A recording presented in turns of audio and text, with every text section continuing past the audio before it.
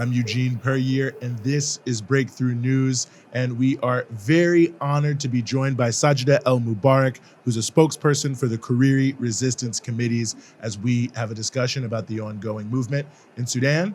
Sajida, thank you so much for being with us. Thank you very much. So, for, Yes, absolutely. Very happy to have you. And, my first question is, I think many people have seen the ongoing protests in Sudan. Some perhaps have seen that, at least officially, the state of emergency was lifted. Tell us, if you could, about the ongoing state of protest happening around the country against the coup government. And if you could you talk as well about the repression that the protests continue to see? First, to just understand the situation in Sudan, we should go back to the 2019 revolution. So this is just like second part of the 2019 revolution, which started at December 2018, and then it continued. The uprising continued until it led to the uh, toppling down of Amr al-Bashir's regime on the 11th of April. And there was a huge sit-in front of the military headquarters in Khartoum and in other states as well. And after that, the Transitional Military Council was on power, and they continued negotiating with the Freedom of Forces and Change Coalition, which was representing the civilians at that time. And then Uh, there was a forceful and brutal evacuation to the sit-in front of the military headquarters. And even like after that sit-in was dispersed, so the Freedom of Forces and Change, they went back to negotiations with the military for handing over the power. So on August 2019, they signed a agreed power sharing deal that stated a 3 years transition with elections scheduled on 2023. And during that time, by the time that was the military was supposed to handle over the power to the civilians, so they initiated this coup. So this military was supposed to hand over the rule to civilians as declared in the constitutional charter signed by the military and the FFC, but instead they did the coup, which clearly states that they want to be on top of power. So, and since the 25th October coup, people have demonstrated in the streets in Khartoum and in other cities as well, in Gadarif, Madani, Sinnar, Jazeera, and other states.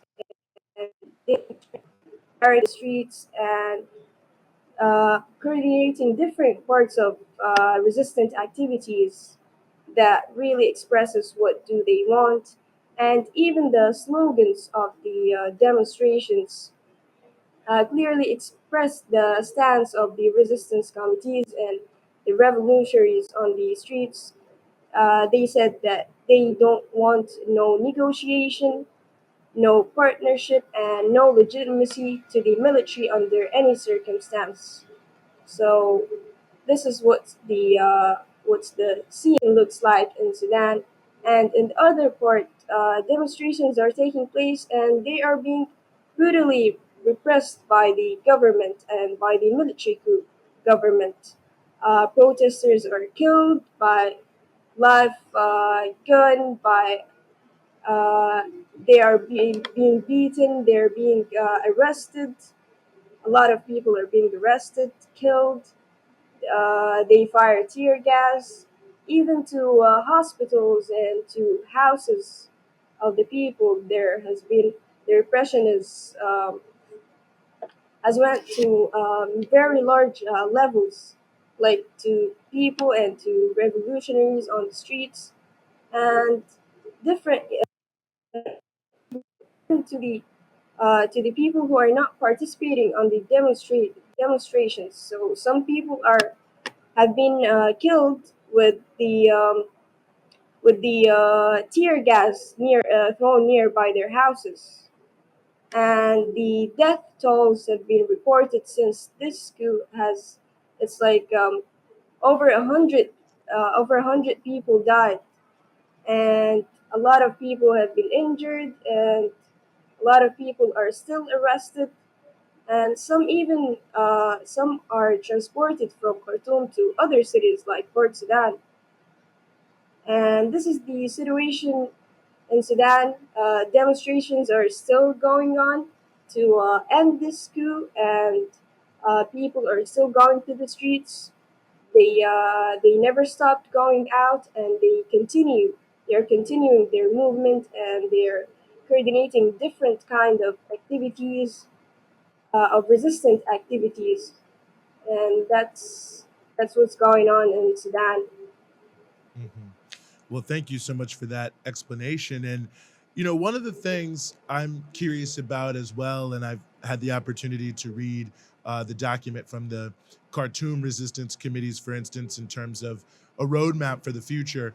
What are some of the things, in addition to ending the coup and restoring democracy, that those on the streets are fighting for? Because it seems to be not just political demands, but also social and economic demands around the future of what Sudan can or could look like. Yes, the Sudan has been in a state of like in a state of repressed and different economic and social and economic problems, and since the regime of Omar al-Bashir, and even that was the beginning of the protests when people started to protest. Students in Sinnar and Damazin, they protest for the high prices of bread, and now there is like a huge inflation in Sudan. The situation, the economic and political and social economic situation is actually, it's very bad to the people. People cannot access good quality medications. They cannot get access to their basic needs. They suffer in accessing their basic needs and their medications. The foods, the prices are very high. They continue to rise dramatically. So this is the situation like in Sudan, and even the resistance committees, they transformed their work from not just being to take out the movements and to decide the destination and the route in the streets. They became a major part in the political scene. Resistance committees, they issued and released a charter of people for power, for sharing power, and they brainstormed ideas, and they connected all their ideas, and how do they want Sudan to be ruled, and all these big issues that Sudan suffered from since the coup of Omar al-Bashir, and how do they want to establish for a real democratic civilian rule in this Carter. This Carter included different objectives from freedom, peace, and justice, social and economical situation, bringing peace to those to the martyrs, and different issues, like dealing different issues being happening in Sudan, and even this Carter. Khartoum resistance committees issued this charter for the resistance committees of Khartoum, and there are other charters on for the states, for other states of Sudan. So right now there's a huge negotiations with the resistance committees in other states in Sudan to unify all these charters in a single charter to be the roadmap for Sudan, and the roadmap to establish a real civilian and democratic, uh, democratic country for the people. This is what's going on in Sudan, and this is what the resistance committees have been doing with their continuous movements on the streets and planning on going out on the demonstrations and even preparing for the upcoming million march of the 30th of June. If you could, I'd like for you to talk about the role of women during the events we've seen since the coup and going back to 2019 in the broader movement. The role of women in this revolution has been widely seen and widely felt in this revolution. Actually, in Sudan, the revolution, when it starts, in the protest when it starts by a woman chanting. So for the initiation of the protest, and women have been in the streets with their brothers, and they have been in hospitals curing and saving the injured people, and even on the political part, there the participation of women was included in the SPA and in the FFC, and even on resistance committees, there is a presence for women, and definitely they have a huge effect on the revolution with with their colleagues on the uprising, and the women, uh, they express their thoughts and they express their what do they want, and they have voices in their committees, in their resistance committees. You know, one thing that we are hearing quite a bit about in the press in the United States and the West more generally is the trilateral mechanism and the negotiations that are being promoted by them. What is your understanding of this mechanism, and how do the resistance committees feel about these various attempts that are being made currently on this front? Yes, nowadays the trilateral movements have been going on, but we in the resistance committees, we have clearly declared in our charter that uh, we refuse the negotiations with the military council and with the coup military, because we find that the coup military, there's they're the ones who are responsible for this situation in Sudan and for dragging Sudan to this port, and they're the ones who are responsible. So we can't sit and be part of that. We can't sit with the murderer. We can't sit with the one who who brought Sudan to this situation. So we refused that. We clearly expressed in our slogans no partnership, no negotiation, and no legitimacy to the military council to stay on top of power. We just want rule, a civilian rule, and we also aim that the international community and the UNITAMs and the trilateral mechanism to stand by the aspirations of the Sudanese people, and what do they want, and what do they want, and to let them to achieve the Sudan of freedom, justice, and peace that they want. And this is what the Sudanese people want. They want to be ruled by themselves. They want to decide who to rule them. So, but being or sitting and negotiating with the military council, this is not a choice for the resistance committees or revolutionaries in the streets. The revolutionaries on the streets, they said no to the military, that the military should go back to the power, to the barracks, and that the power is to the people. Sudanese people are the ones who decide who to rule and how do they want to be ruled. The military, it seems, also controls a very large section of the economy along with their supporters. And what role is that playing in preventing democracy in Sudan? Yes, yes, of course. Indeed, they're controlling a large sector in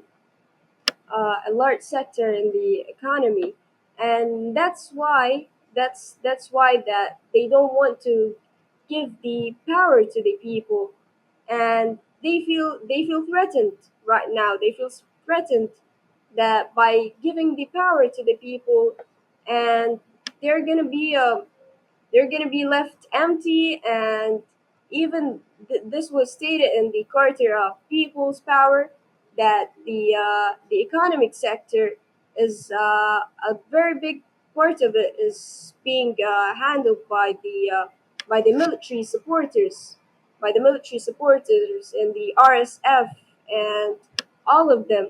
So they control a big part of it, and handling this over to the government would be such a big step for them.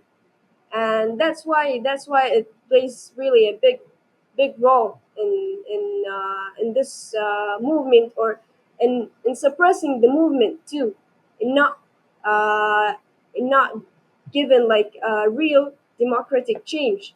So here we can see that who are the ones who are going to benefit from this change. Is it them, or is it the people of Sudan? So the ones on power, they want to stay on power. They want to control everything, and they're the one who benefit.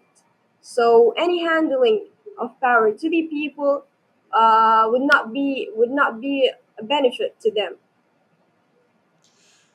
One question that has also come up here significantly is the Sovereignty Council has opened up or it has become a part of the broader efforts by the United States to convince countries to normalize relations with Israel. I wonder if that's something that you all have considered in the resistance committees, and what you think about that process. Well, this process took place actually to normalize the relationship with Israel, and to raise the sanctions from Sudan, international sanctions from Sudan. But even this step, the Sovereignty Council took it without consideration, without taking the decision of the Sudanese people.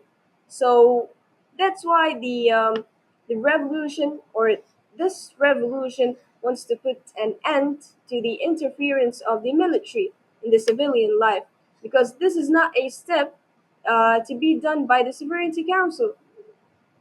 So we want to put an end to the military interference in the civilian life. There are many people, I think, watching around the world who want to show their solidarity with the Sudanese people.